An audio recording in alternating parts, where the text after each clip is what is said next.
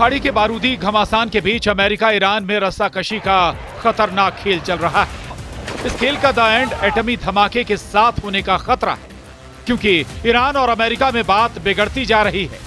एटमी deal पर suspense बढ़ता जा रहा है। ट्रंप पहले ही साफ कर चुके हैं कि ईरान या तो अमेरिका से परमाणु समझौता करेगा या फिर बर्बाद होगा। ट्रंप की धमकियां दिन ब दिन तेज हो रही हैं। उधर इजराइल ईरान पर हमले की धौंस जमा रहा है।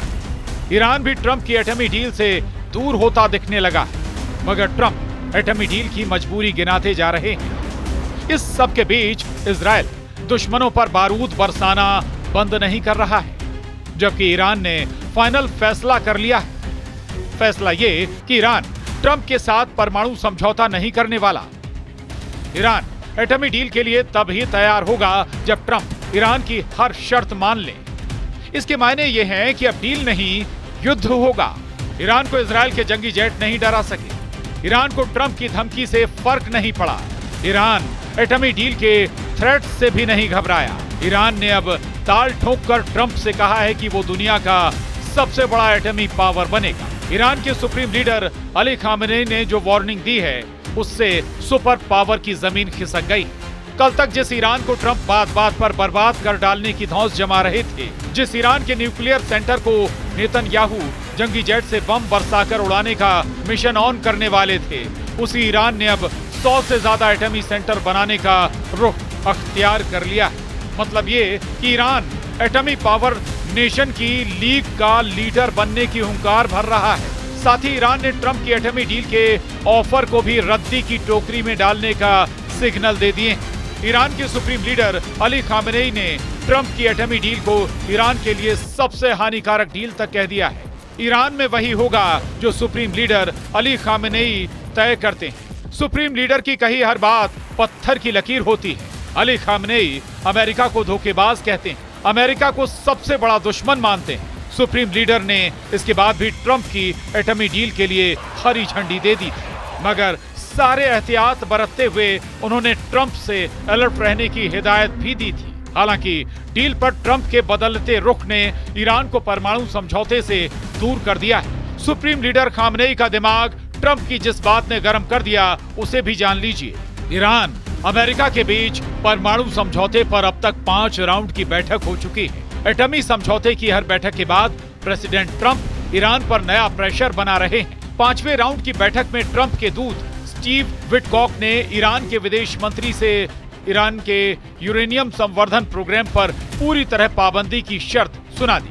अमेरिका के इस रुख से ईरान के सुप्रीम लीडर अली खामेनेई इस कदर भड़के कि उन्होंने एटमी डील को ही फिजूल कह दिया है। अली खामेनेई ने ट्रंप को डायरेक्ट धमकी देकर ये भी पूछा है कि अमेरिका कौन है जो ईरान के एटमी प्रोग्राम के फैसले लेगा। ईरान के सुप्रीम लीडर ने बातों बातों में ये भी जाहिर किया है कि ईरान के पास 100 परमाणु सेंटर हो सकते हैं, लेकिन अगर अमेरिका ईरान को यूरेनियम संवर्धन से रोक देगा तो ये एटमी सेंटर किसी काम के नहीं होंगे।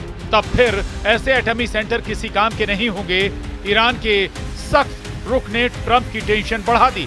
अमेरिका में ईरान की डील को लेकर ट्रंप से सवाल पूछे जा रहे हैं। यूएस स्टेट डिपार्टमेंट प्रवक्ता टेमी ब्रूस ने ऐलान किया है कि प्रेसिडेंट ट्रंप ईरान पर मैक्सिमम प्रेशर बनाए हुए हैं। ईरान के एटमी प्रोग्राम पर मिस्र में अंतर्राष्ट्रीय परमाणु ऊर्जा एजेंसी की कोशिशें भी जारी हैं, जहां IAEA चीफ राफेल ग्रोसी से ईरानी विदेश मंत्री सईद अब्बास अरागची ने वही बातें दोहराई हैं जिसे सुप्रीम लीडर अली खामेनेई ने कहा है। ईरान अपने एटमी प्रोग्राम को ऊर्जा जरूरतों के लिए जारी रखने की बात पर डटा हुआ है। ईरान अमेरिका के परमाणु समझौते के पेच यूरेनियम संवर्धन की शर्त पर फंस गए।